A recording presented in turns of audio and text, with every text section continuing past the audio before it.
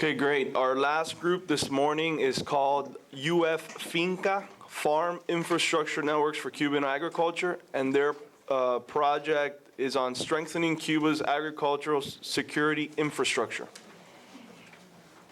Also from the University of Florida.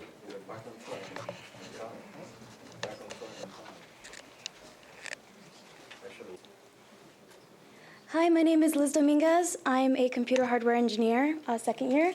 Leyva, he's our electrical engineer. He couldn't be here with us today.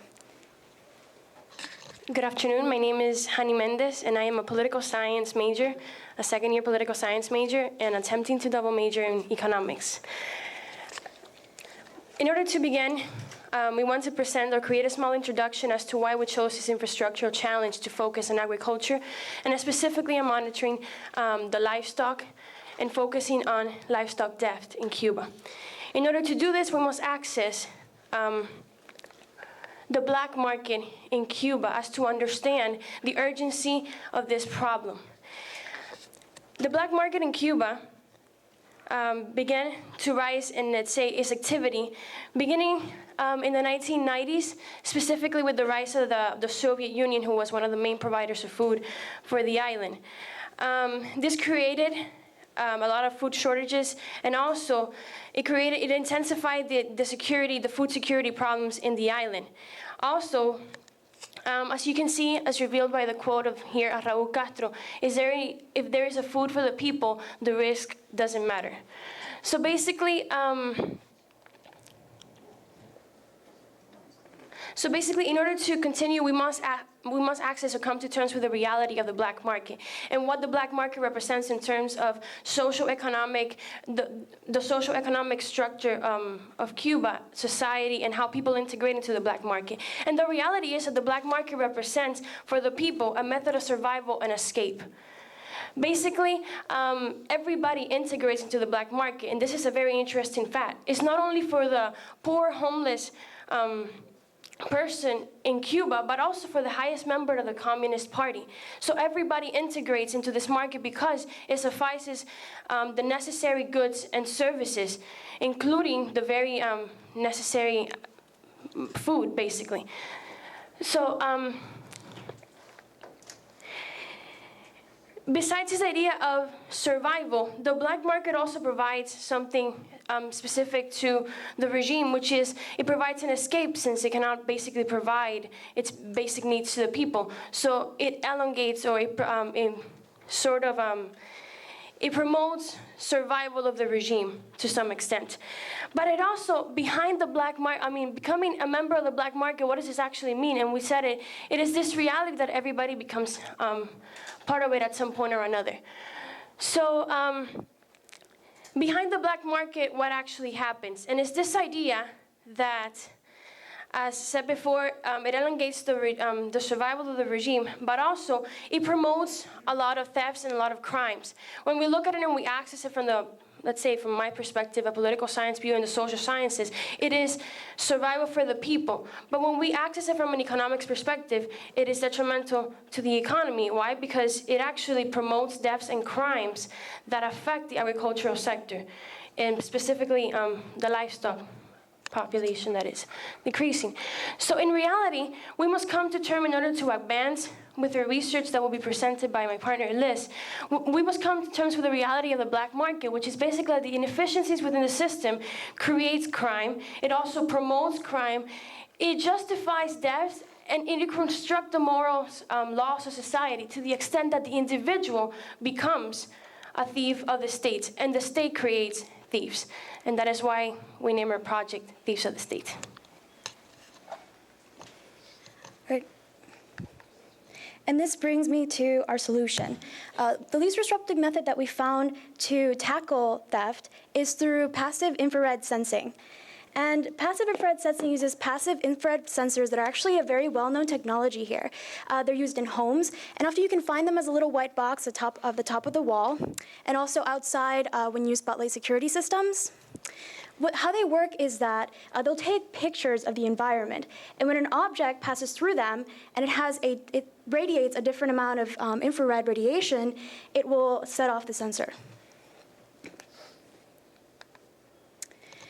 the most important specifications of the specific infrared sensor that we are thinking of implementing out in the fields are the voltage and the cost.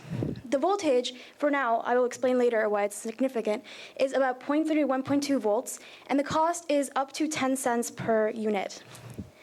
And also, it has a range of up to 30 feet and an angle of 180 across and up and down. And the reason why this is significant is because in order to tackle the security issue, Cuba has used electric fences in the past. But they failed because electric fences are really costly, not just to implement, but just to buy on its own. A 50 by 50 fence will cost about $100, and that's not big enough for cattle.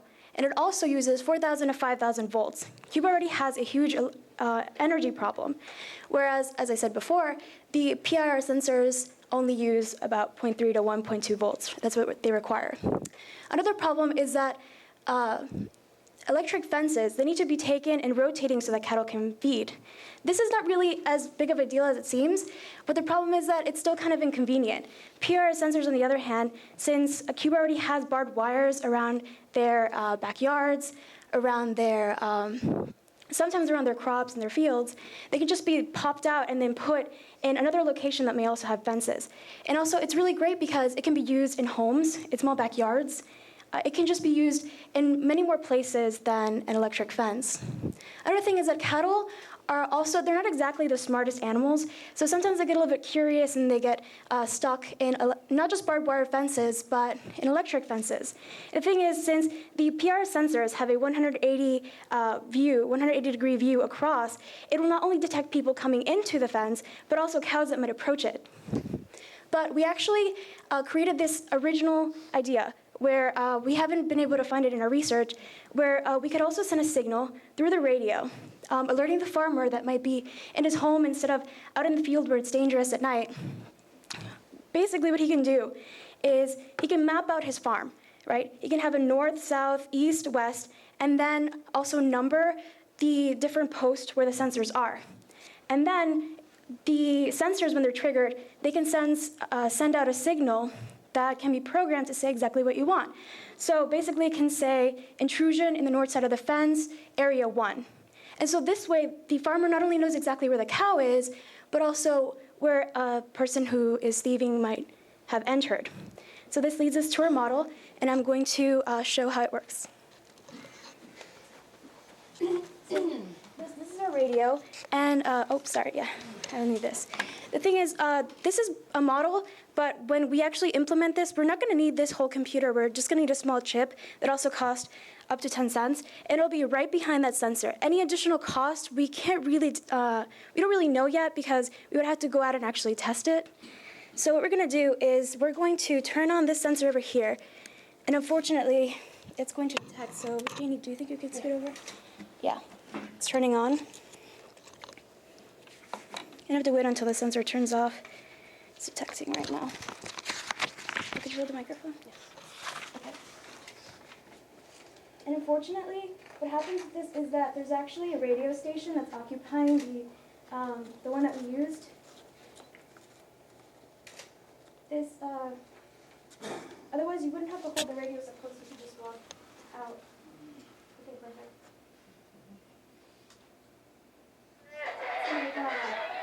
Jany, could you just do that?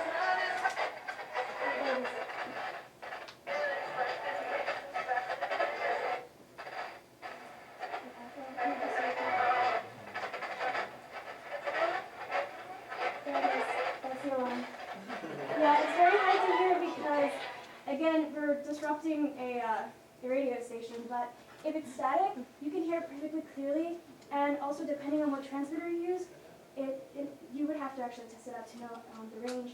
But yeah, you could easily hear it from a home far away. And that leads us to our conclusion.